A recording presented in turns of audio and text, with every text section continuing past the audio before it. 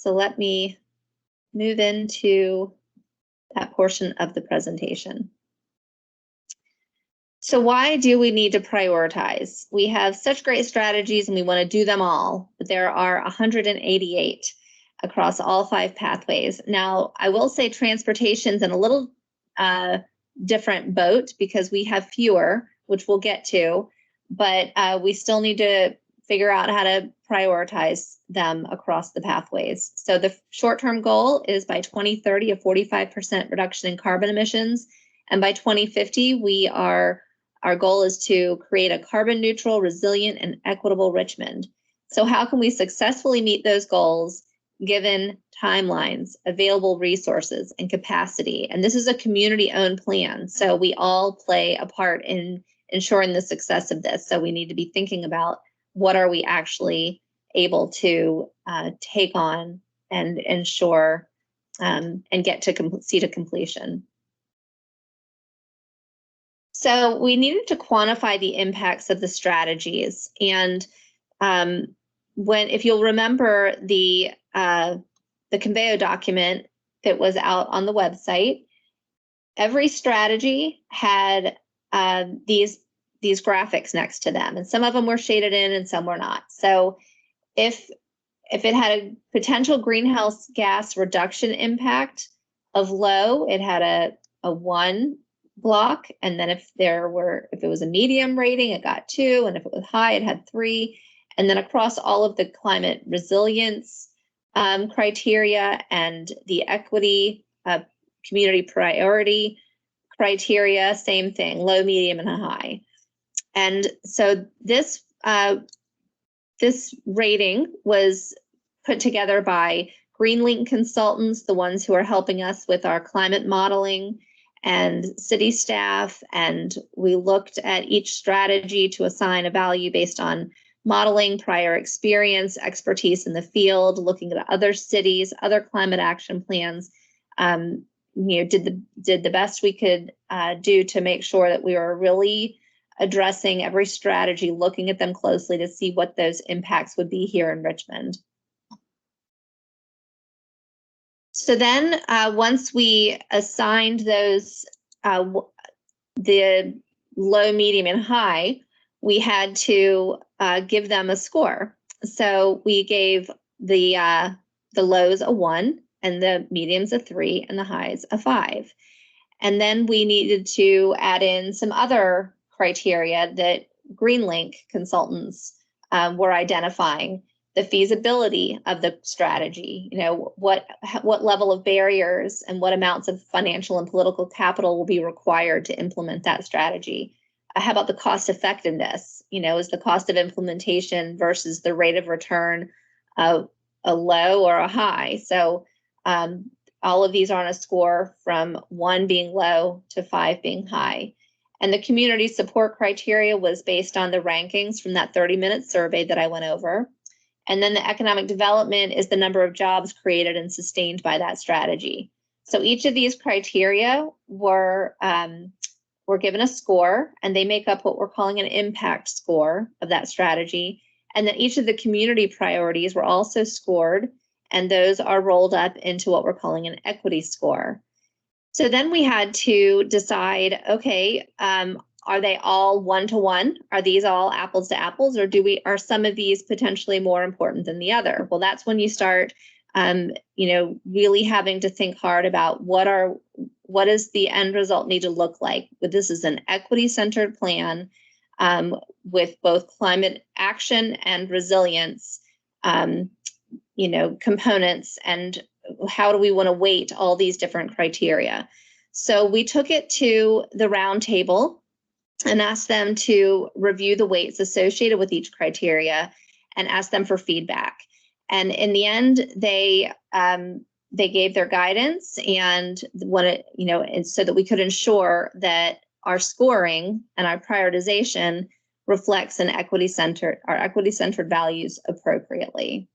So this was the weighting of all of the criteria that were used to create this monster matrix.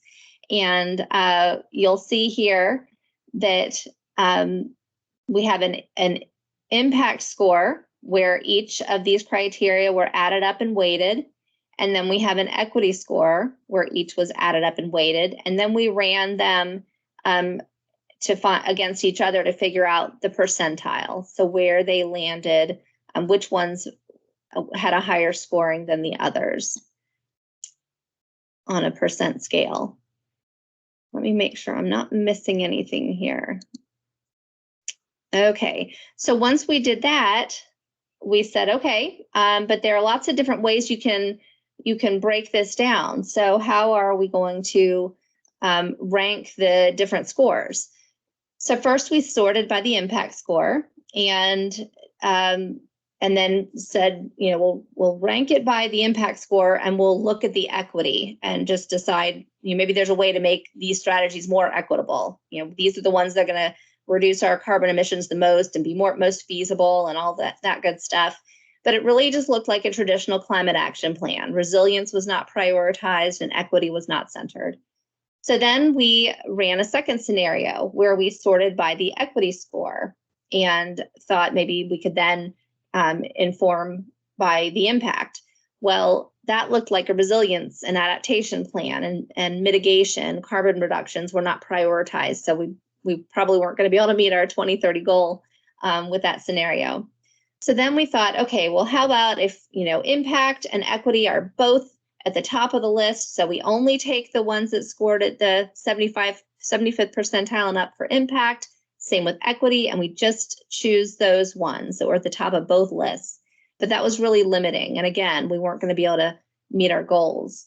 So then the last scenario was adding the impact and the equity score, having them equally weighted, and then sorting it to find the top 75th percentile. And that really ended up getting at, when you looked at the strategies that were left and all of the scoring, that's what we were looking for. Equity was centered, climate action and resilience, there were components in all of the strategies, and it really gave us a great framework to work with. So this is what that looks like across all pathways and all objectives. You can see that transportation only has 5, 1 in objective 2, or sorry, 2 in objective 1, 3 in objective 2, and none in objective 3. So we have some work to do because we need to add some back in. Your facilitators are going to walk through this with you in a breakout activity, and you'll be more comfortable with where we land, I promise, in an hour. But that is what it looks like across the pathways. So before I go any further, do you have any questions for me as far as the methodology and the scoring and the ranking? I know it's a lot. I covered a lot really quickly. And Dawn, did you want to relate it to the little graphic on the right again or not? Or?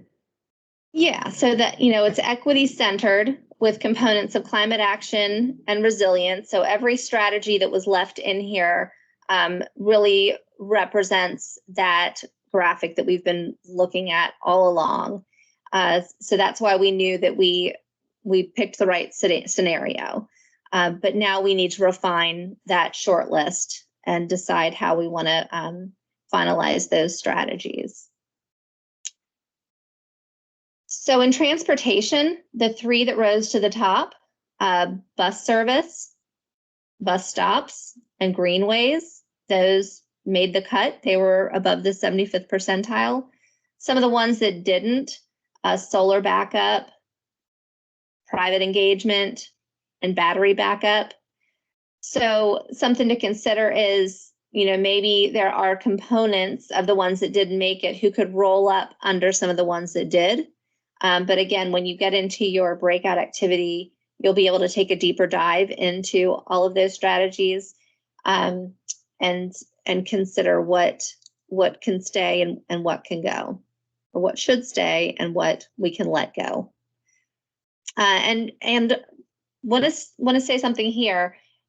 You guys put a lot of work into these strategies. Nothing is going to be lost.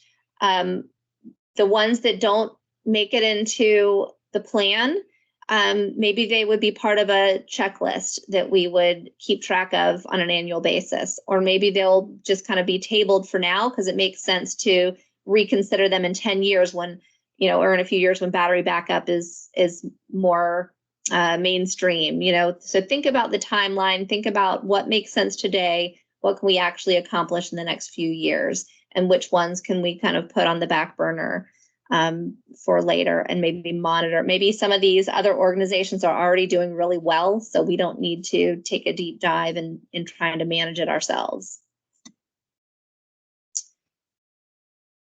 Okay, so with that, I'm going to have Wendy introduce the activity, and I'm going to start setting up the breakout rooms, and then we're going to go into a break and then go into the rooms. So Wendy, go ahead. Sure. Okay, like Dawn said, she's going to split us up into 3 breakout rooms. And what we'll do is we'll stay in the same group throughout this exercise, but we're going to spend 15 minutes on each of the objectives. And for transportation, we just had 3 objectives, but we'll spend 15 minutes on each of those. And we'll take a deeper dive look at these strategies and kind of how they scored out based on the equity and the impact scores that were assigned to them. And then we'll do similarly to what we've done in other exercises. We'll have some stars and X's that we can drag, to show that we like something, or maybe it can go away now and, upon further reflection, or can we combine it? And you'll be able to type in notes and that type of thing. So what we're trying to get at is, are we comfortable with the number of strategies that we need to prioritize? And can we commit to making sure that these will be successful strategies? And then do they also make sense within our timeline? So right now we're kind of looking at a 10-year timeline for this first round of strategizing and strategies. So kind of keeping that in mind.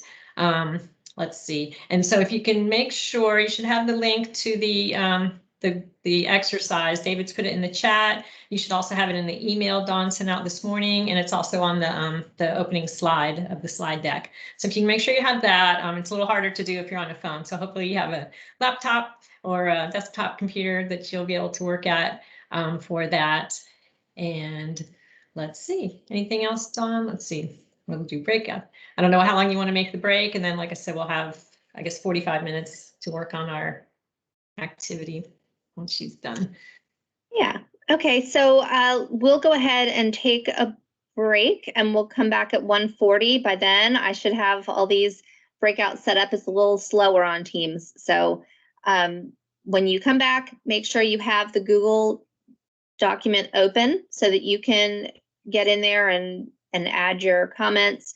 If you can't access it for some reason, your facilitator can enter for you. Just please speak up and ask, because we want to make sure that everyone is able to fully participate. And yeah, they're just the 3 strategies. So we're anticipating 15 minutes per objective. And then, if you go through it really quickly, so you're going to stay with your facilitator the whole time. They're going to walk you. They're going to keep an eye on the clock and let you know when it's time to move on to the second objective and the third objective. You'll click the tabs at the bottom of the spreadsheet to jump between them. If you get through them sooner, feel free to come back to the main room. In Teams, there are 2 buttons at the top. There's one red one that's leave. That closes the whole meeting. There should be another one that says return to the main group, and that'll bring you back to where I'm going to be with my group. So whenever you're done in your breakout, if you want to come back and join the main group, we'll just be, sharing ideas there. So we'll just kind of play this by ear, see how it goes, see how each group does. And so I'll go ahead and give you that 5-minute break, and we'll see you back at 1:40. Unless anyone has questions, I'm here to answer questions as well.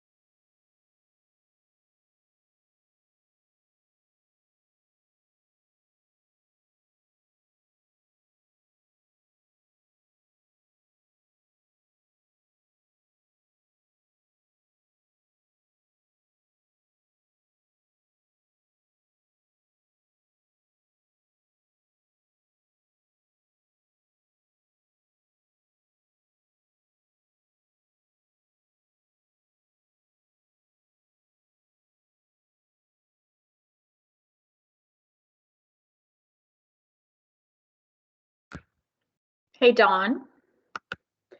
It's Alicia. Hi. Hey, I was just looking at the list. There's 8 of us staff, and there's only 10 working group members. And I don't know if you want to consider just 2 groups instead of 3.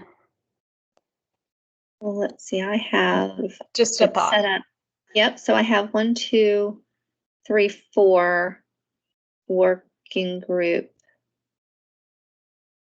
members in with Wendy, and I have, yeah, let's see, 1, 2, 3, 4, and 3. So 4, 4, and 3. So what I'm gonna, I just want to give everyone a chance to participate. I don't know, what are your thoughts? Would you rather have 2 bigger groups or 3 smaller ones? Anyone have a preference?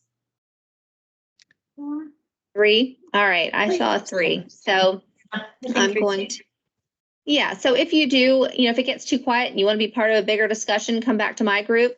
If you want to stay in the smaller group, that's fine too. This is, your time to be as productive as you can make it. So. And Don, did you see Max's note? He said he had to jump off, but he'll be back as soon as possible. Okay, good to know. Thank you. You're welcome.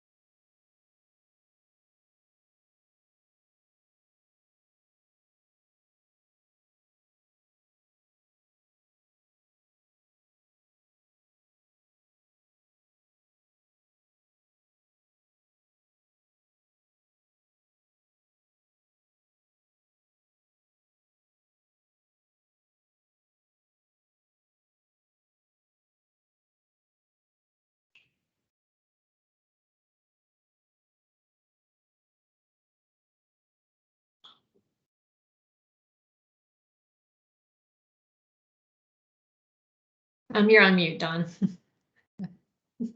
Thanks, Wendy. I think I have it all organized, so I'm going to send you to your room. Come back to the main room if you need to. And there'll be a slight delay. Yes, it takes a minute.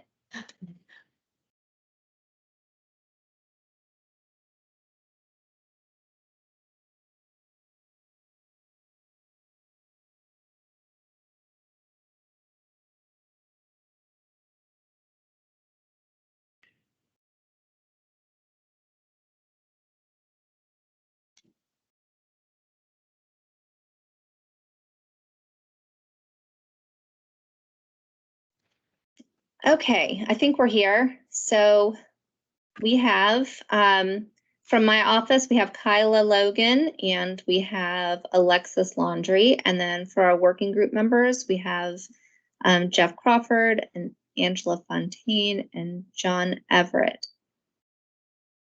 I gave us a little fewer because sometimes there are weird quirks from the other groups and they end up back with me. So I think we may grow, but we have an advantage that Jeff did this yesterday with the buildings group. So that's always helpful. I think I need to stop share and then share again so you can see the matrix, and hopefully you all have access to this.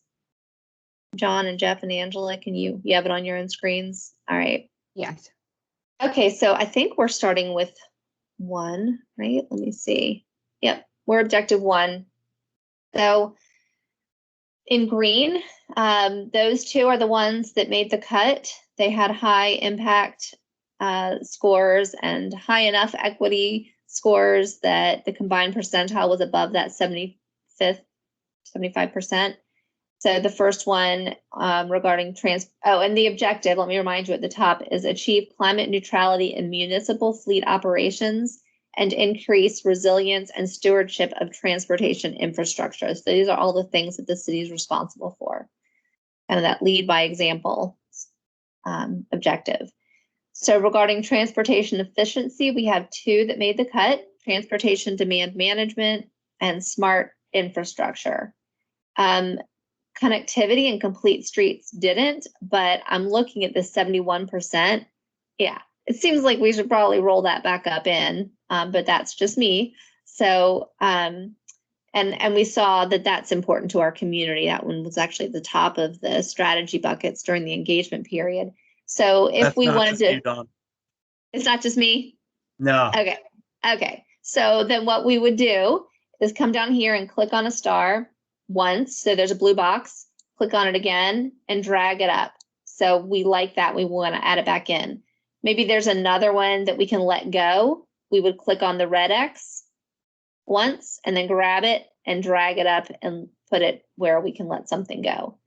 So, if it didn't make it and you have a comment to make on why you think we need to put it back up there, go ahead over here on the right in these columns and add your notes. Feel free to star other people's comments if you want to second that. And if you see any that it might just make sense to roll some up together, maybe we can still end up with just say 2 to 4 strategies, or maybe just 2 strategies, but there might be some of these other ones that could roll up underneath them as activities that relate to that strategy. So I'll give you some time to read through this and just speak up when you want to discuss or ask any questions.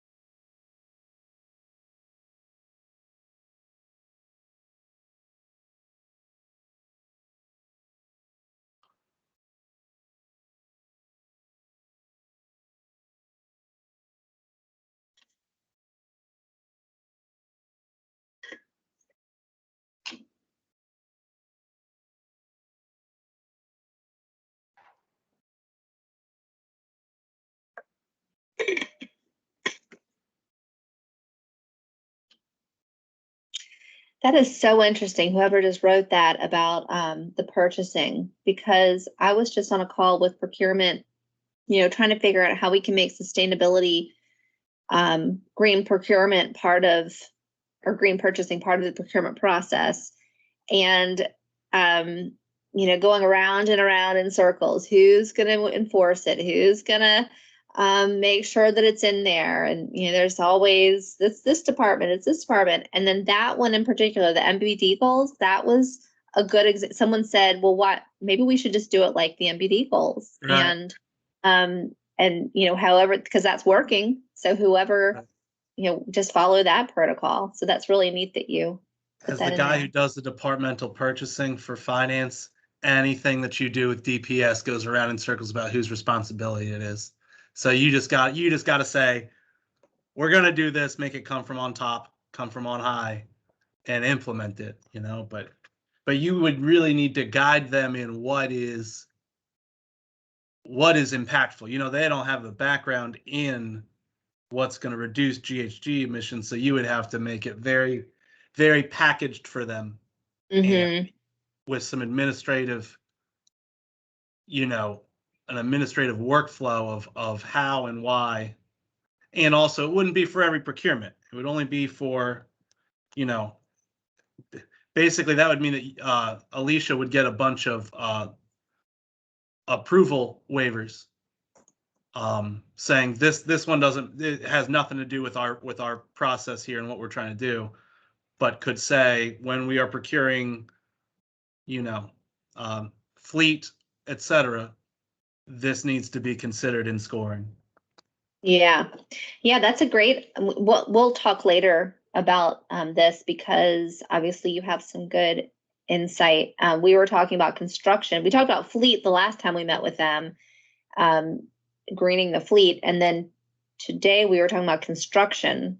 Green building, and going around and around in circles. But it sounds like you have some good ideas. So I will be talking to you again. Everything we do that impacts the environment is something that we buy, right? So you gotta start there. Right.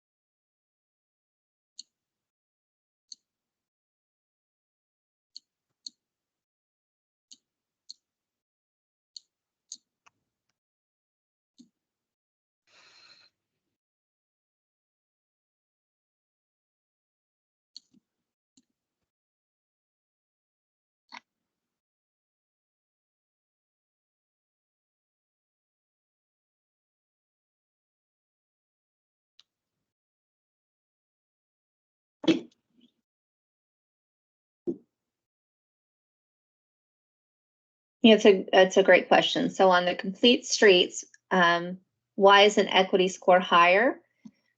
So I can show you that one on the matrix. I think I have to.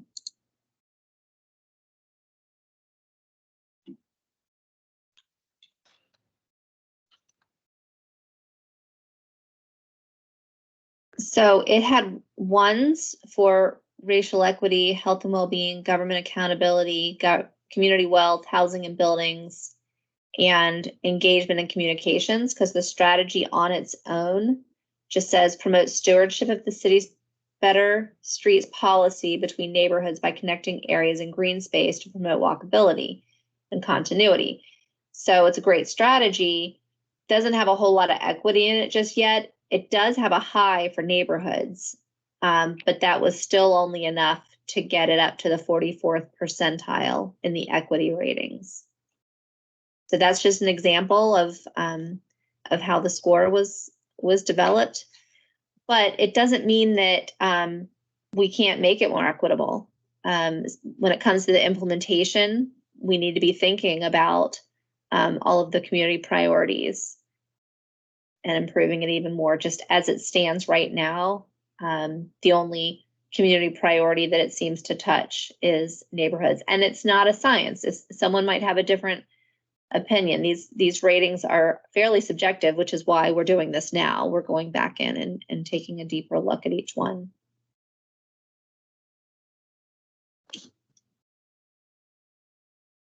I hope that helps. Because I think we have a problem where access to green space is inequitable anyways, right? So we need more green spaces so that they, being close doesn't mean it's accessible. If you live in one of the courts on the other side of the highway, you can't get to that park effectively. Yeah, good point. So is there another one that just says more green space because that creates more connectivity? Yes. Okay. Well, I don't know that it talks about connectivity, and Kyla, you're on the call. You know the environment strategies better than I do, but I'm sure there is at least one that talks about proximity to parks and developing more green space. It's accessible. Yeah, I don't know them off the top of my head, but if you want me to go look at the presentation and come back, I could definitely look for that. Well, what's on the climate equity index? There is a layer, right, that talks about like distance from a green space. Mhm. No, that's not in the climate equity index. I was a part of the mayor's green team. Oh, sorry. project. Yeah, so we do, that is part of a different goal that is out there. I'm just not sure what the language is on environment, but we can look that up for you, Jeff, if you'd like. Okay, No, it's just, I think you get what I'm saying, just about how. I do. Yeah. Mhm. So I'm not gonna change that font color to green, but I see those things. So Okay. I think we're cool on that one. I heard a neat thing this past week. It was some planning guidelines that I'd never heard in my education before, but it was the rule of three, that every window you should be able to see 3 trees. You should be 30% tree covered and within 300 meters of a public park or green space. Oh, I love it. A really cool, easy to remember rule of thumb, but Where'd you hear that? I probably NPR or saw it on Reddit. I couldn't Love tell you. it. But yeah, That's and it so just seems like a cool. good guideline. Yeah. And I'd One of wonder the ones, if you did in disenfranchised neighborhoods, if you did that, like what the actual, because what the first thing I did was look out my windows to count trees, but you know, it's not the same for everybody. yeah, interesting. One of the ones I'm curious about is the innovation strategy, create an equitable research and tracking method to regularly consider emerging technologies. I liked that. I remember when someone brought that up, that was a pretty cool strategy, but if we're trying to reduce the number that we are responsible for, would that be one we could drag a red X to? Maybe we would table it for the next iteration of this roadmap. Or should it be, is it important enough to be a standalone? Could it be included in a different one? Maybe it's smart infrastructure with an innovation component. I don't know. Have y'all considered that you're going to have some recommendations that kind of transcend the working groups and the objectives? Because that seems like it could be true for everything, right? Mm. Yep.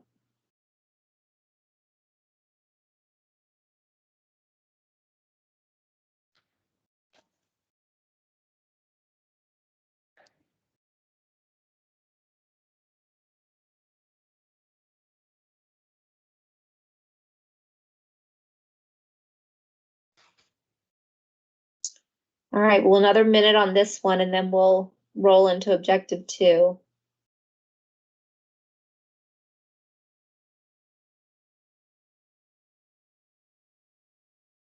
It looks like we lost John.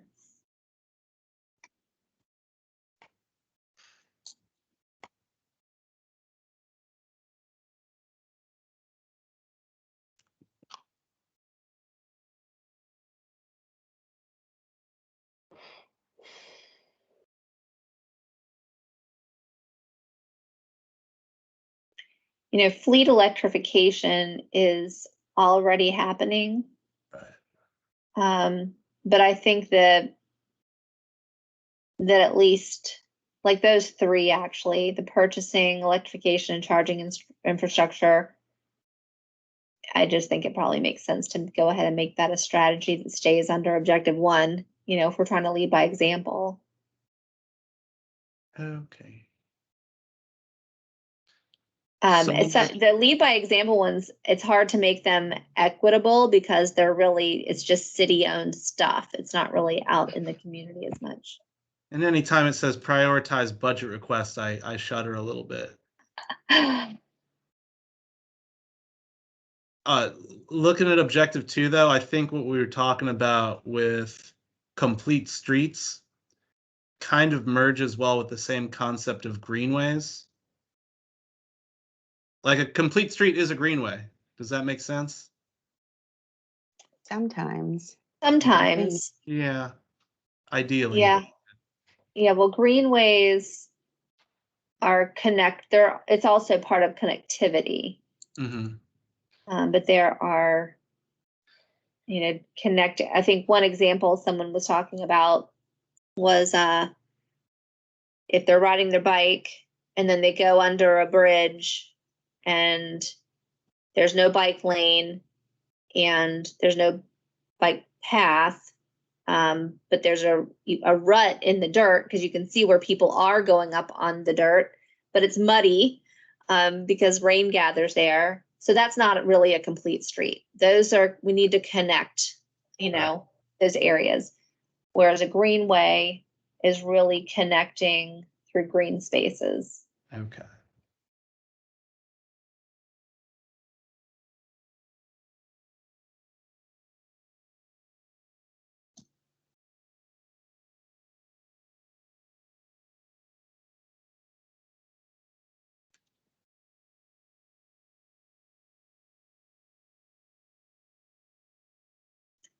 Wow, it looks like one of the other breakouts had a lot to say on this one. They're willing to let go of the go zones, reducing congestion. They're willing to let go of TDM.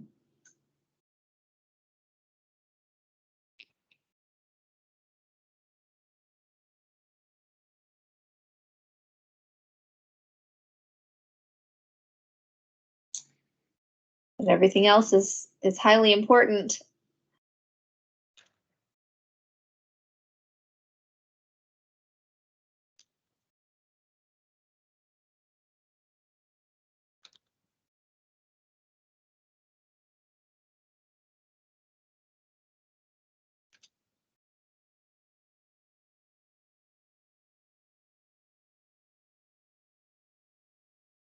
I have a question about the education and awareness. Is that of city employees or the community or? Which one are you on? Education and awareness of On objective. Of objective 1, yeah. Oh, you're still on 1. Okay. So the innovation? Yes. So education, awareness, innovation, create an equitable research and tracking method. That's the one you're looking at. Mm-hmm. That would be for, city staff to create an equitable research and tracking method to consider emerging technologies. Okay.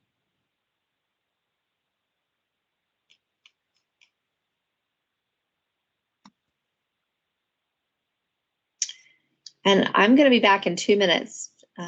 Just need to step.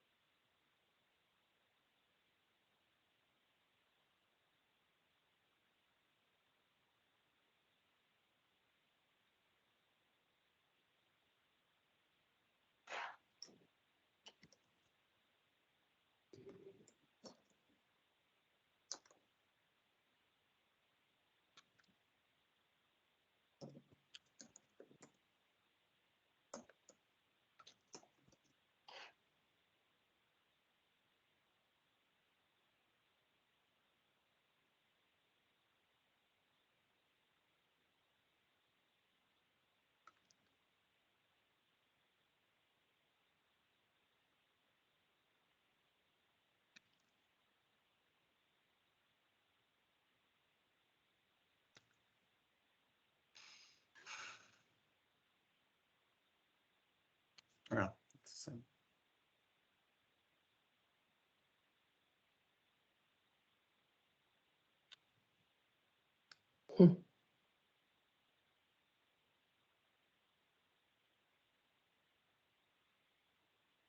How are bus stops? Like, I understand bus service versus bus stops, Mm-hmm. but don't these seem like they could be?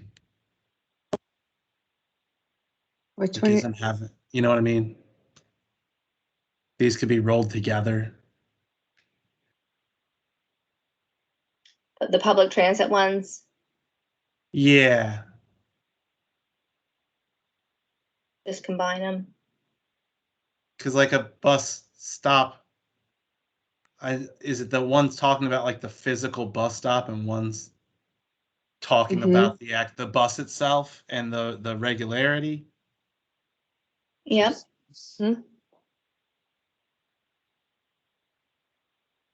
Yep, they definitely go hand in hand, don't they? Mm-hmm. We have someone else who joined us, 804-690-9119. Who is that? That's it's Sandra Antoine. I have been trying to join the go to meeting, but it had me just fooling forever. And then I finally saw another email that I had a call in number. That's why I called in. Okay, well, I'm glad you found us. Sorry you had trouble. We're looking at the strategies and we're trying to cross some off the list if we can, or at least kind of table them for down the road and figure out which ones we need to prioritize. So can you see my screen? Are you looking at the computer? Let me try getting, okay, no, because it wouldn't let me. I called in. It only allowed me to call in. It wouldn't allow me to join the meeting. Do you want me to email you the I emailed, the link? I emailed both of you. Yeah, I think I emailed Don, and I emailed 2 people to let them know. But yeah, can you email me, please? Oh, I see now. Okay, hold on just a minute. I'll Okay.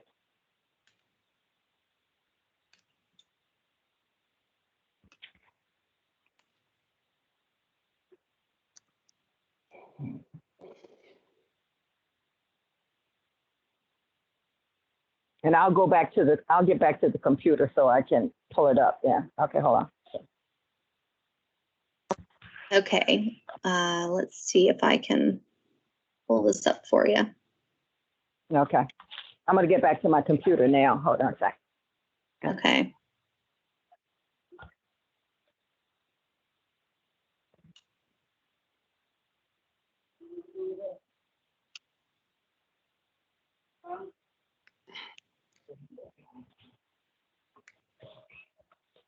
Can somebody give me an example of what a TDM program? Do we have those now? Transportation Demand Management Program? Is that like the hot lanes kind of on a smaller scale where tolls are higher when there's more people, or is that what it is, Don? Okay, so I am not your transportation guru, but this is what I understand it to be. And if anyone else is on this call that knows, please speak up. I get the sense that transportation demand management is any activity that that's, makes it more efficient. So maybe you're making it free for your employees to ride the bus, or you are coming up with some way to schedule based on when the demand is going to be high or low. That's my takeaway. It's probably way more complicated than that, but I think it's really anything that's going to just what it says, manage your transportation, your public transit demand. I just dropped a link. It looks like it's a very broad umbrella term for, make cars pay their fair share instead of, parking next to corn is one of the most things that our tax dollars go to the most to make it cheaper. You know what I mean? But they recently, I think that they recently got rid of parking minimums for zoning in the city. So you think that would be considered one, or? I would guess, but I'm just not the expert. I'm sorry. So the incentive is to financially require people. Just want to make sure. So it's like incentivizing people not to drive. Is that okay? I think so. And I think, handing out bus passes to houseless people. I think anything like that is part of what is included. Including or improving pedestrian-oriented design elements such as short pedestrian Mhm. crossings, wide sidewalks, and street trees. So it seems like it's a large. But Mhm. I've always heard of it as like the smart city of the future that tries to avoid congestion in its downtowns. I can't think of what Asian country where they just don't allow cars downtown unless you want to pay an exorbitant amount of money. Singapore or something. Yeah, exactly. Mhm. Yep. I'm just trying to understand like why there's 0% equity percentile when it seems like, and then there's I just want to understand like I must not be getting something because from my perspective, when you look at it equitability, maybe would it negatively impact the most disenfranchised parts of our city? I don't think so. So but I don't think I have a full understanding of what. These are great points, especially because it does have such a high impact percentile. Mm-hmm. So when more people join us, I think that would be a great question for the public transit experts and the transportation experts, because maybe that is an important strategy. We just need to add in some equity components. I see a couple of red X's and they didn't say why. So I'm not sure. Sandra, were you able to open the link I emailed you? Yeah, it looks like it's doing it now. Hold on. Great. I mean, I get why some strategies like congestion pricing is inherently inequitable because me and my imaginary Audi and my hundreds of thousands of dollars is just going to pay the $90 or whatever it is to go down 95 in the fast lane. So that's inequitable. But if you're saying, hey, we're going to shut down a few streets and just make them bike only, that's equity. I don't. Good point. Yep. Yeah, I think because it's so broad, it's how you craft the strategy that makes it equitable or not. But then that makes me wonder are all of those strategies within TDM already represented in other strategies? Is that redundant? And other plans, Yeah. I mean, there are so many transportation initiatives. So that's another thing we need to consider for our climate action and resilience plan. We don't want to, not waste time, but prioritize things that are already a high priority somewhere else. Mm-hmm.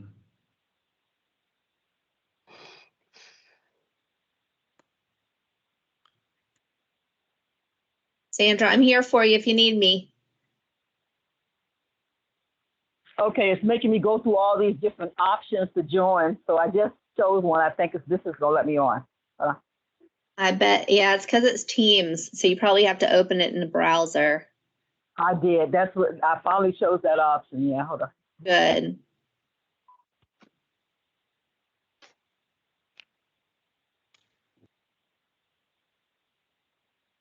What is there? There's like, I don't know if this is a mistake, but there's like, I don't know if anybody else can see this. It might just be me. There's like a bunch of X's over the objectives.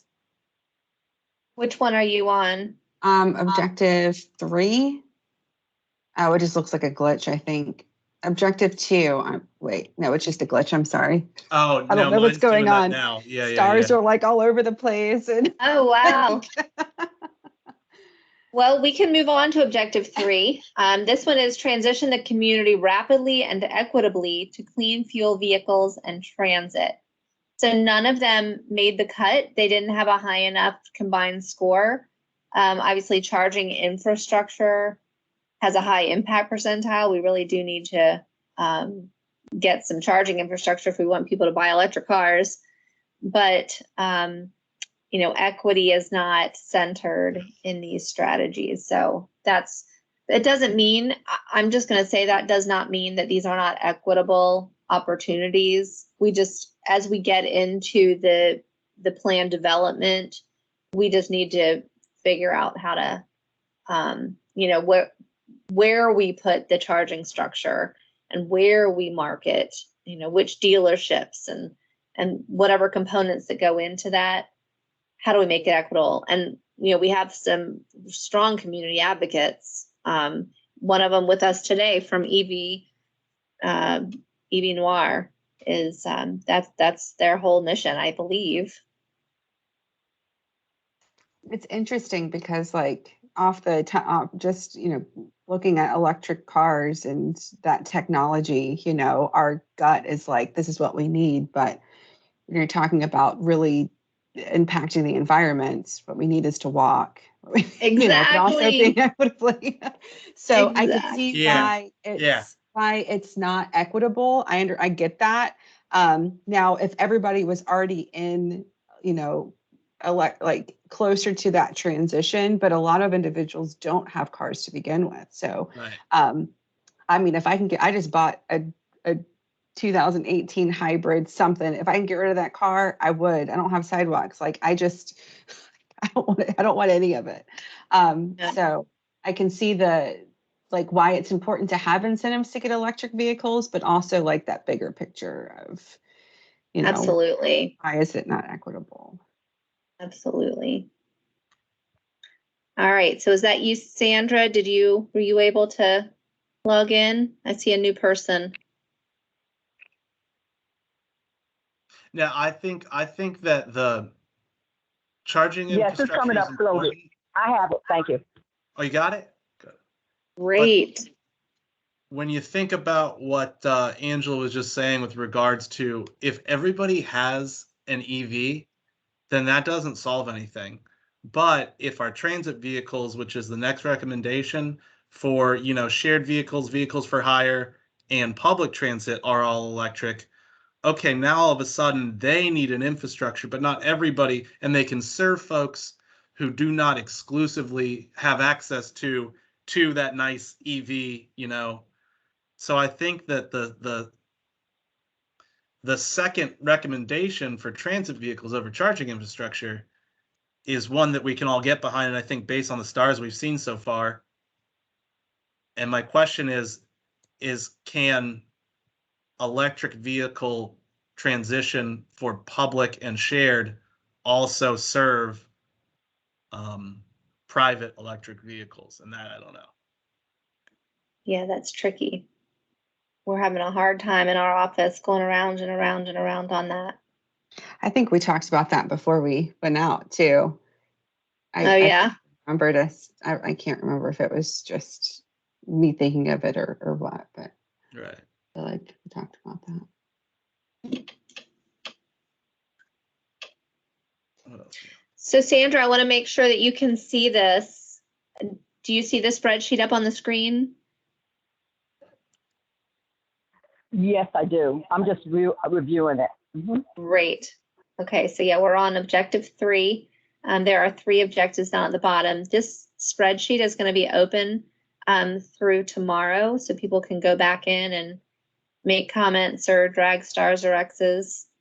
And so any feedback you have would be really helpful.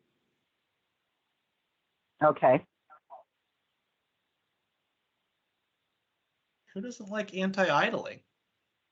But you know what? Honestly, like that's, if you want to be effective at an anti-idling education effort, it's going to take a lot of work. So you have to think about tickets. And that's not equitable. Mm-hmm. Or may not. Especially when your starter's about to go out. Right, exactly. So I was just going to say, when I lived in Phoenix for a long time, for 5 years or so, and when you got a speeding ticket, it was like the email, and it wasn't speeding, it was waste of finite resources, was what they called it. I'm like, oh, that's interesting. And we didn't have inspections. We just had emissions testing. So you could be driving around the car with rotted out windshield wipers for 10 years before it rained again, and then it would rain and all hell would break loose. It was Right. fascinating and They know how dangerous, to but drive in the rain. well, there's I remember also being there. so much oil on the ground that when it does rain, Right. it just turns into an ice skating rink. It's the best smell in the world, though. A thunderstorm in Arizona. Yeah. Yeah, depends on, anything outside of Phoenix is probably great. Phoenix is just Well, because they hell. had so much air pollution impacts from Mm, output that they just have a smog. I mean, we're lucky to not experience that. But in the mhm. reality, by the time we're talking about the end of this plans, we all might have to deal with like city level smog events in small towns. Like and that's what the electronic vehicle people will tell you, right? Mhm. Yeah. Yeah.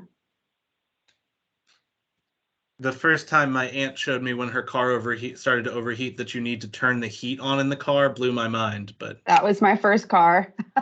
Yeah. Driving in 95-degree weather with my heat blasting at Yeah. stoplights. oh, It's funny. So I do have an electric car. I have a Nissan Leaf, and it's so, hey, Dan, it's so interesting. Did you need something, or did you get booted out, or?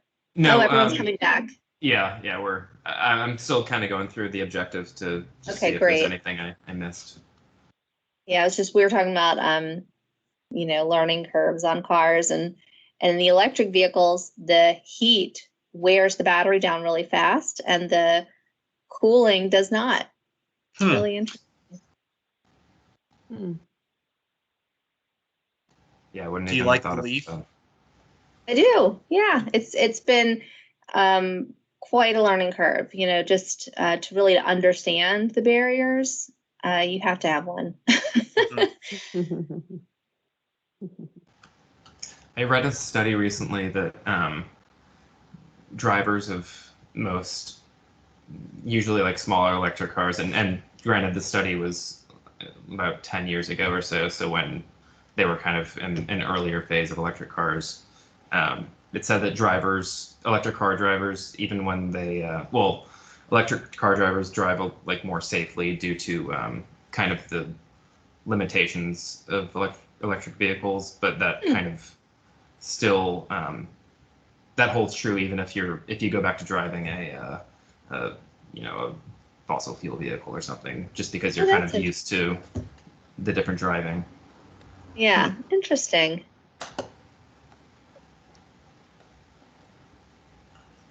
Well, it looks like we have, so Diane came back too, and we're looking at objective 3, but as folks start to come back, it would be nice to kind of bounce some ideas off each other to think about. The X's are kind of all over the place, so I want to get a sense of what can stay and what can go and what can be combined.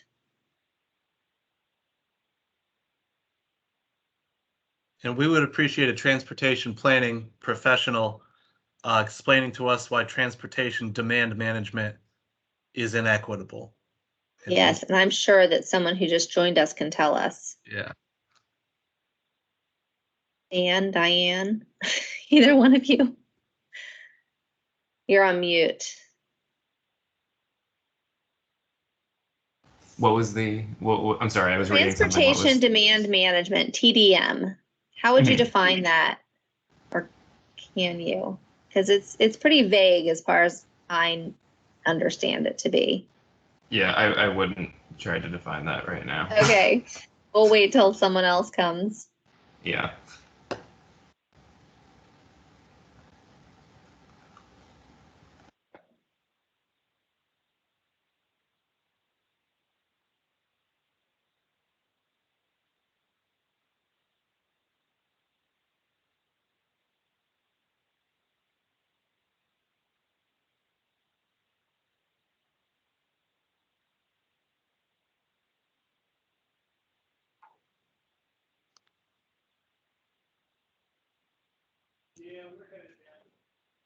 So interesting that someone took off, we got 3 X's on smart infrastructure.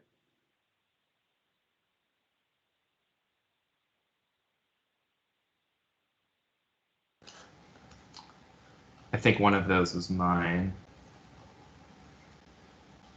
Mm. It's probably, so smart infrastructure is, and I think innovation are probably pretty aligned. It's, becoming a smart city, and maybe transportation demand management would be part of that too, but it's making transportation more efficient, promoting pedestrian, putting them first. So if people start walking down the sidewalk, you can time the lights so that the pedestrians have the priority, and it covers a lot. Mm. I think because it covers a lot, it kind of loses its meaning. Okay.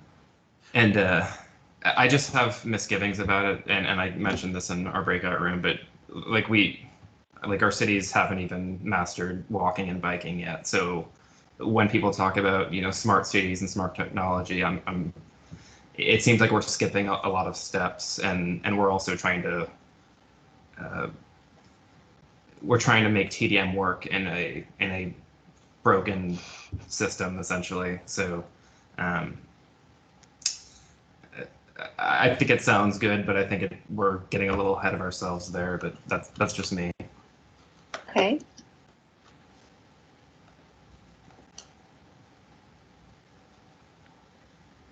So that would not exclusively be the GRTC app telling me when the next bus is coming, because that's inequitable, because you have to have an investment of however much a smartphone costs to take advantage of that. But this is also city infrastructure being part of the network of things, and timing of lights, etc.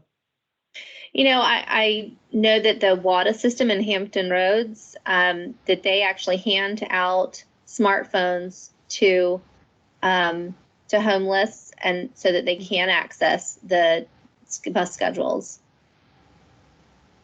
Okay. Specifically. That takes care of some equity concerns. Yeah, I mean, I just go back to frequency. Like that seems like more of a solution.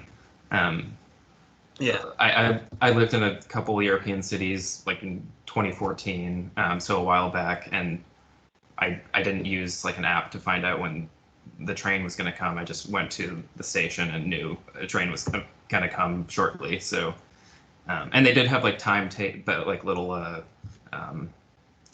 times that has the train arrival time, and that's kind of TDM there. But.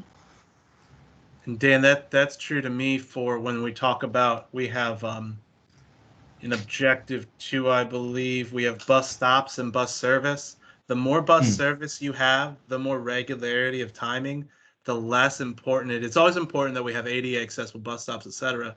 But you don't need as intense or overbuilt of a bus stop if you know that there's only going to be 10 minutes between stops. We need less overbuilt bus stops when we have more service. So there's definitely a relationship there too.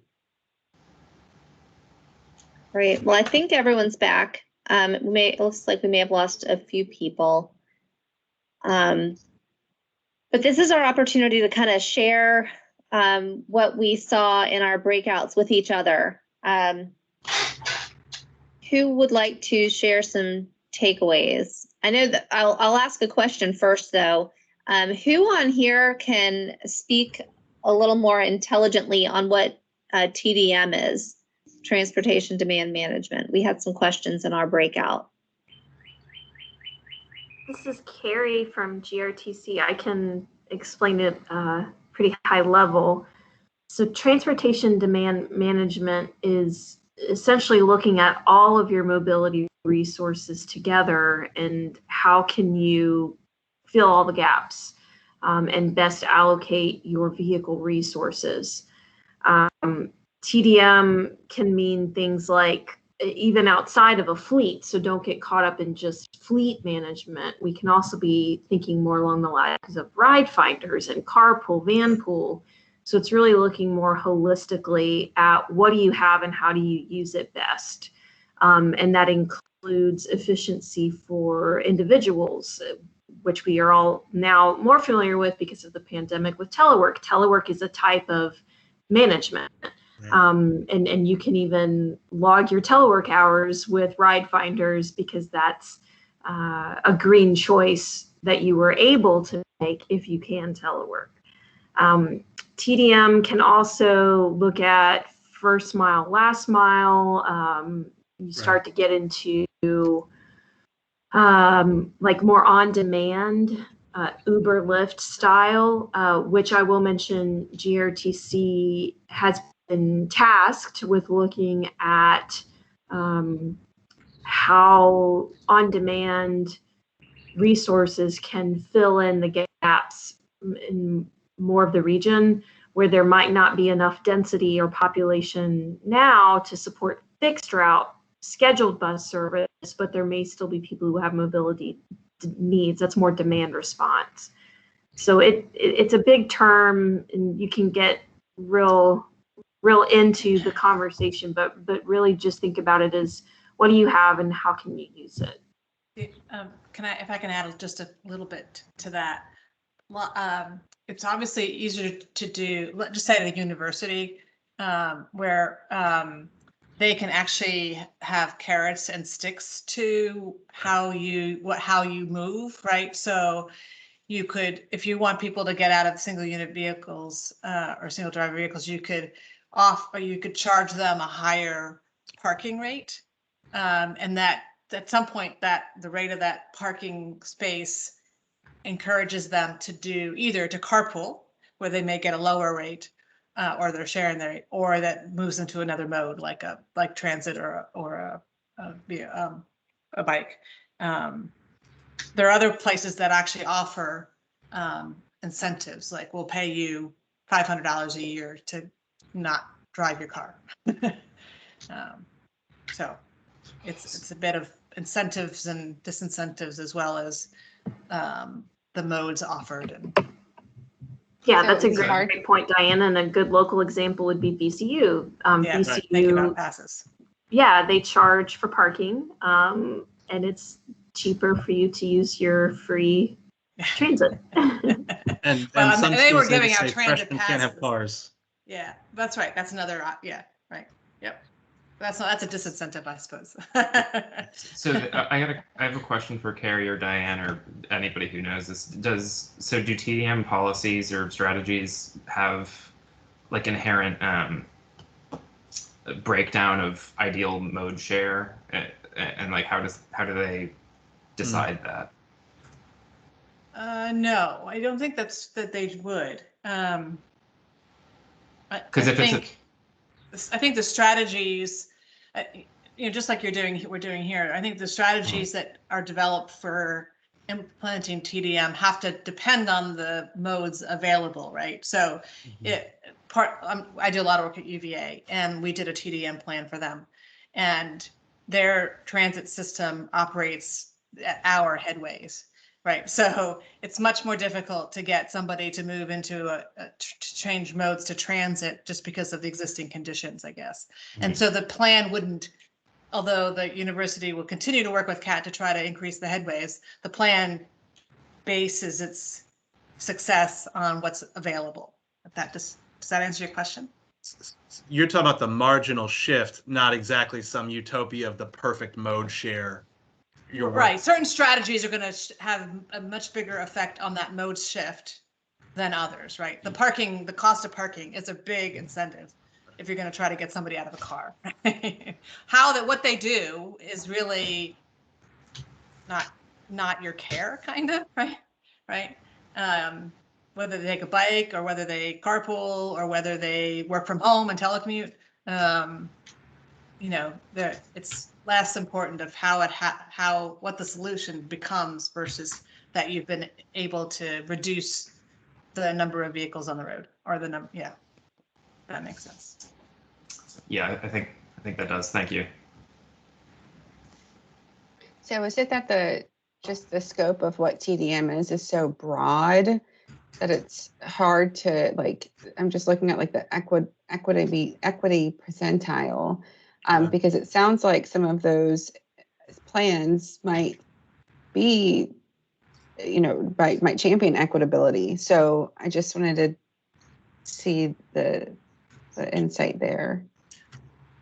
I think that depends on if it's the carrot or the stick. If you're using the carrot to get people to change what they're doing, that's equitable. But if you're saying, okay, it's going to cost 50% more to park downtown, now all of a sudden somebody working in a service industry job is priced out of their most dependable and easiest form of travel. So more carrots. Right. So it's that strategy is just extremely broad. So we can't really say yes or no, this is equitable or not, because it could include so many different things. I just want to make sure I'm understanding correctly, because it has a huge impact percentile. So I didn't know if that should be geared more specifically to specific equitable strategies or should be left as broad. I guess I can just put a note in. Well, so Angela, I think that raises this is Alicia. I think it raises a great point, which is some of these strategies are broad as written, and the equity component is going to come more into play when we get into the meetings talking about implementation. So this is a great example of that. And so, Okay. and also, at least in our working group, we talked about the scoring and prioritization system that we used. We are the first to admit that it's not perfect. And that's exactly why we're having this meeting. And you all and all of the working groups, we wanted to give you all the opportunity to really delve deeply into these strategies and raise all of these great points and help us, understand where we may have, made mistakes and scoring things or weighting things. And so, is this another great example of that? So we are learning things as we move along. And so if there's something here that you guys feel wasn't weighted appropriately in the scoring and prioritization, this is the opportunity to let us know that and keep it in as a strategy, and then we can work on making it more equitable when we get to talking about how it gets implemented.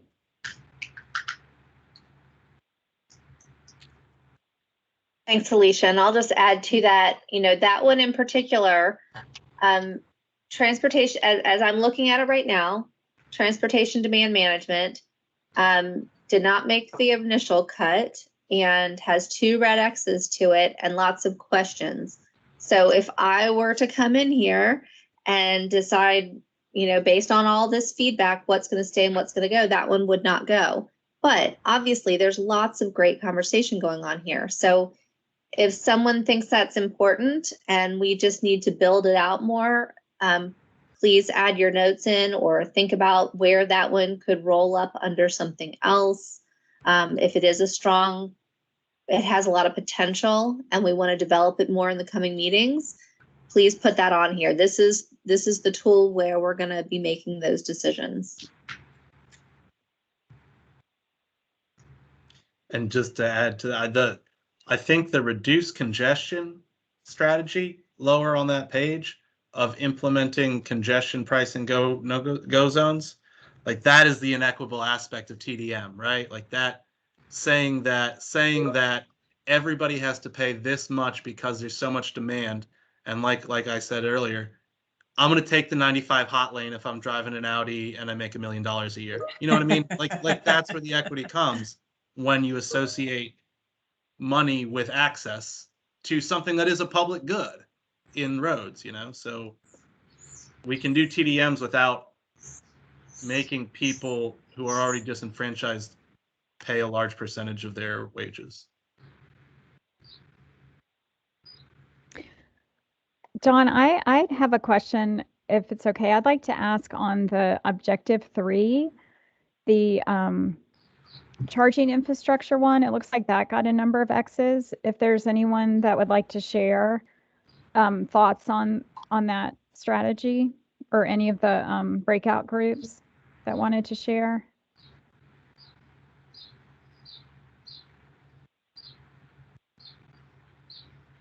All right, well, there are 5 red X's next to charging infrastructure, but let's see, the note says private entities may be more focused on high revenue locations, which may not be equitable, and some reach beyond private may be valuable for equity. What does that mean? Could someone elaborate? You know, I'm sorry, this is Alan, and I did not leave a red X. That was just a comment associated with the equity values. That is to say that a lot of times federal funding or state funding goes to a private sector vendor that can offer 50% cost share, or will offer funding for the equipment, and in place of some revenue they get from the sales of electricity. And that's a good model, but the challenge is it will put the chargers where the vehicles are. And so for equity, right, that can't be the only strategy, is the only comment. And I did not leave a red X. I actually appreciated that this is a consideration, because you sort of need to have the chargers laid out a couple years before the vehicles can come. Angela said in our group, she has her camera off. I think she might have to step away, but she said in our group earlier something that was really important. Everybody having an electric car is not the solution. But I think that when we talk about transit vehicles, shared cars, buses, etc., the car companies would love it if all of us just bought a electric vehicle and charged them. But the reality is that's just going to lead to the same inequity that we currently have with our, auto heavy system. It's just a new technology that costs a lot, that creates people who have access to mobility and people who don't, if you can afford it. And I think highlighting transit vehicles needs to charge and electrify is a higher value than charging infrastructure for private vehicles. Interesting. And I think we had some discussion in our group, and Dan, I know, can chime in, but do e-bikes count as electric vehicles? And maybe we should be promoting e-bikes over electric cars, or something like that, and providing subsidies for those. So I don't know. Yeah, I'm definitely biased with e-bikes, but I think that if we gave everybody an electric car today, we're not going to meet our climate goals by 2030, and obviously a lot of people can't afford electric cars or the maintenance that they require. But bikes, and even e-bikes to an extent with tools like financing and loans, are a very equitable and egalitarian vehicle that more people can use than cars. So that's where I'm coming from. Maybe a moped for e-bike trade-in scenario kind of thing, because I think in disenfranchised communities you see high ownership of mopeds and these other small gas-driven vehicles. That would be the place to start for equity for that, to me. I don't know. And there's obviously a lot of e-bike or electric mopeds coming out now, so cool. Cleaner alternative. All right. Well, any other takeaways that we want to bring to the greater conversation now that all 3 breakouts are together? I'm sure everyone had some. This is Alicia. I just want to ask one other question on this point about. I'm hearing everyone with their comments about transit over single occupancy vehicle, and I'm 100% with you all. I guess I just want to sort of flip that question around, just thinking about the alternative of not, there are people that are going to continue driving their cars no matter what we would like, and given the current, at least, statistics in terms of our commuters and folks that work downtown, that the vast majority of which live outside of the city of Richmond, driving into the city. I'm sure a lot of you are more aware of all of these statistics than I am. I guess I just want to make sure, are we saying that we do not want to do anything about single occupancy vehicles, knowing that at least for the near future, the reality is that people are going to continue driving their cars, at least a fair amount of folks. And for that portion that we cannot convert to riding transit and or alternative modes, that we don't want to try to, put in place the infrastructure, encourage people to transition or convert to electric vehicles. Hey, Alicia, I just want to share some thoughts. Sure. I think what people are trying to say is that folks who have access to private vehicles have the resources to do electrification on their own. And I think people are gradually going to do that because A, from a life cycle perspective, it's cheaper. B, it's becoming very hip and glamorous. Right. So people are going to start making that switch privately. So I don't think people are trying to say that we shouldn't be positive or amenable to private vehicle electrification efforts. I think the message is more, we have very limited resources as a city from staff time and budgets, and where we should invest those limited resources is not into things that disproportionately benefit households that are more wealthy than the average Richmonder, which are by default people who own cars. So where we should try and invest our public dollars is really into the public good, which would be more transit service, electrifying those transit vehicles. So I think it's not, people don't think that the electrification of private vehicles should happen. It's just those private vehicles, the people with them already have the resources to begin doing so. And with our limited resources, we should really be focusing on those that are the most neglected and marginalized based on how we spend our money as is. Great, thank you, I appreciate that. I have a question for Wyatt or anybody else who wants to try and chime in. Is vehicle ownership, like, do we know that that's an indicator of wealth in Richmond or income level to any means? I ask that because I live in a neighborhood, and Wyatt, you live in a neighborhood too, where there's plenty of low income households that have placed emphasis on owning a car over other things. And it doesn't mean that they have a lot of disposable income, let alone enough money. They're not gonna switch to electrification of their vehicle. They're just not going to. They are low income households who can't do that. So I hear what Wyatt's saying. I'm just wondering, like, is car ownership the right indicator of wealth there? I think electric car ownership more so than car ownership. Is that fair? Yeah, I think we're going to eventually electrify. How expensive electric vehicles are, and that's right, because we have high fees in Virginia on this equipment. But an electric vehicle at a used price is very similar to a current vehicle, and other states are making progress here. The electric energy is $1 per gallon equivalent, and that should not be limited just to wealthy neighborhoods or the folks that can make the transition.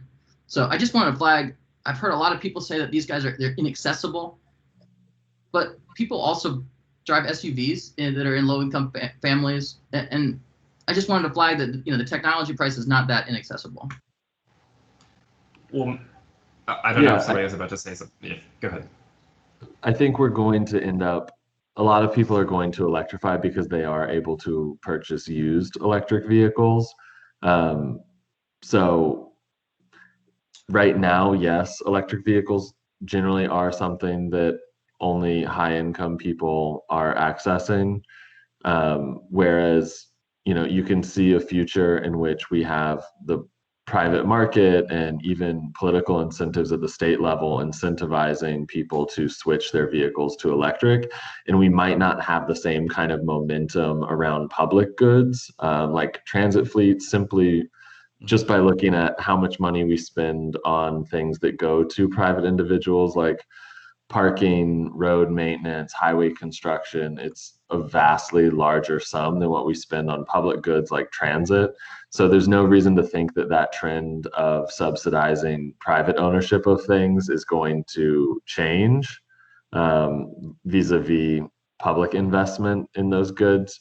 So I think what I'm hearing from folks is that they just want to be sure that we're focusing on those things that we think the market is least likely to do on its own, so that the funding from the city of Richmond and kind of the outreach from the city is trying to close gaps that would otherwise exist, where we might be at like a 50% private vehicle fleet and still not have figured out how to have a meaningful number of electric buses, which is a big priority for people who, no matter how they get around, just because a lot of our most polluting diesel buses still operate in low income neighborhoods because they try to operate on the routes that run the least per hour, which for a lot of structural and systemic reasons also ends up being overwhelmingly low income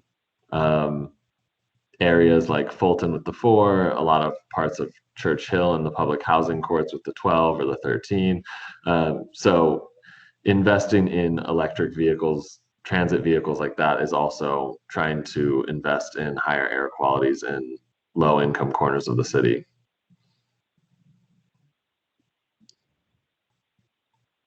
Cool. Thanks for clarifying. Appreciate it. Great points. And is Carrie still on the line? Is Carrie Yes, I'm still here. Carrie, and I by no means want to put you on the spot, so please feel free to just defer. But our office was under the understanding that GRTC, because you guys really just finished almost a complete fleet replacement to CNG, that GRTC wasn't going to be in a position within at least our 2030 timeline to consider replacing buses again to electric vehicles.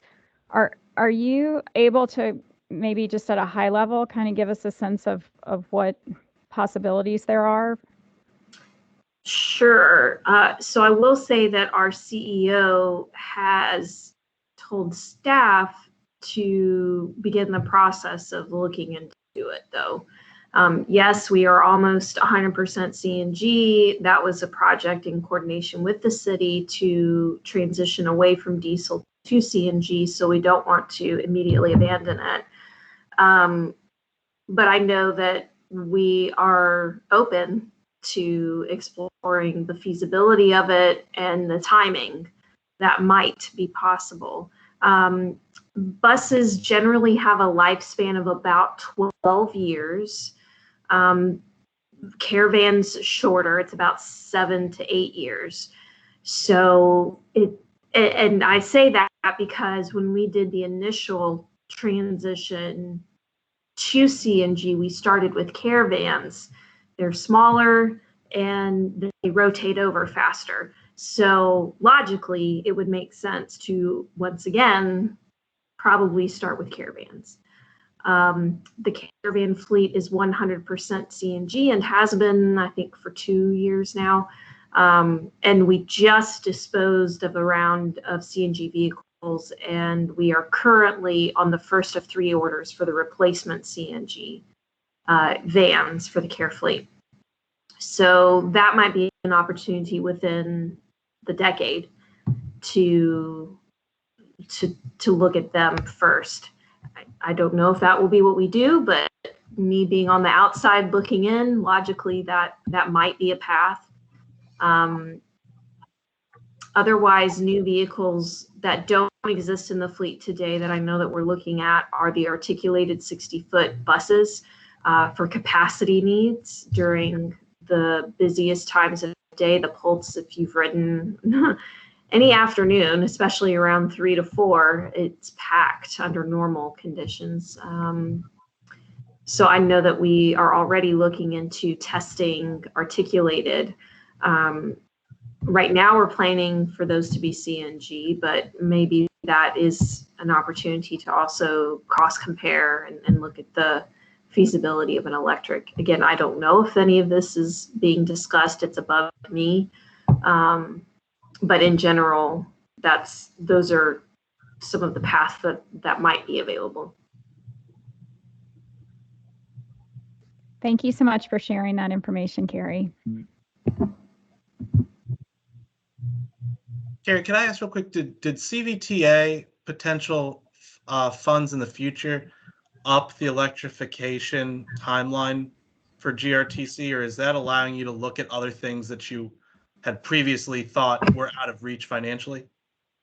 So to my knowledge, there's no language specific to electrification in the CVTA funding for GRTC. Okay, thank you.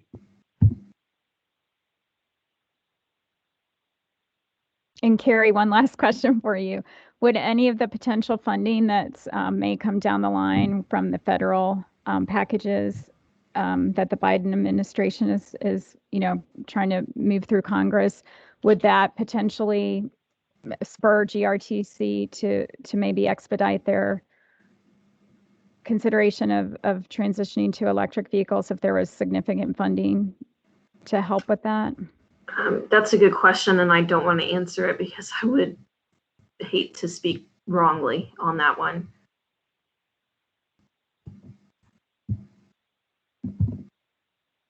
This is great discussion. Really appreciate having all these very knowledgeable experts on the call. While we're together, so, we've hit on a couple of important conversations: charging infrastructure, transit buses. On objective 1, in our breakout group, we were talking about smart infrastructure and how that got some X's, and some folks were thinking that maybe this isn't something we need to focus on just yet. This could be down the road. I'm looking at everything with a red X. If anyone wants to elaborate on this is your chance. And then, so that's the lead by example objective. And then objective 2 with complete streets and transportation demand management. We've had lots of great discussion and I really appreciate it. Would love to capture any more feedback you have, any ideas on how to combine these strategies, which ones it might just make more sense to table. So any final thoughts on the strategies in this discussion? Dawn, I'll just share from our group, our little breakout on objective 1, the smart infrastructure one seemed to have a number of questions. Just there wasn't a lot of clarity around exactly what that objective was, and some concerns around equity implications of that. And I did notice, obviously, folks can see it did get a number of X's from others as well. So that may be one we want to consider, not including moving forward. So, right. Alicia, this is Diane. I mentioned in my group, there's an RFI out on the street now for smart infrastructure. I don't know if you've read it. It's real. It's pretty all-inclusive. Yes, we're well aware of that, Diane. Thank you. John actually worked on that. So yeah, and I think this is just for this strategy is just a matter of it is pretty vague, and so not really clear about what it means for the planning process. So yeah, that RFI is really just it was requested to put that out there so we can start getting ideas and seeing what potential we have in terms of a smart city. And it covers so much, from electric vehicle charging stations on LED light posts to timing to prioritize pedestrians and just so much. It's kind of like the TDM. It's just so all inclusive. but maybe it doesn't make sense to prioritize that as a strategy at this point. Then that innovation strategy as well. Maybe that's not where we need to spend our time and energy. So I'm going to go ahead and wrap up. I don't think I can switch my screens without closing and restarting. So there is a link to the survey in the chat. Let me see if I can do that anyway. Did someone have it? I can't access the chat. So it's also on the first slide. If you want to go there, there's a survey. And our next meeting is going to be on Thursday, June 17th at 9 a.m. We'll break down these strategies and go into the indicators and impacts. With that, that's all I have. If you want to share any last minute thoughts or events or information. Dawn, I realize our next meeting should be June 17th at 1 p.m. I'm sorry. Oh, yeah, it should be 1 p.m. So you can come to the waste one at 9 a.m. and talk about the waste pathway, or you can just come to ours at 1 p.m. All right. Well, thank you so much for your time. You guys are really valuable to this process, so I can't thank you enough. We will see you on June 17th at 1 p.m. And in the meantime, if you have any final thoughts on that Google Sheet, please go in and make your comments. We'll be pulling that together in the coming week. And so that's all I have for you. But thanks again for your time. Have a great day. Happy Memorial Weekend. Bye, everyone. Have a wonderful holiday. Thank you for all the inputs today.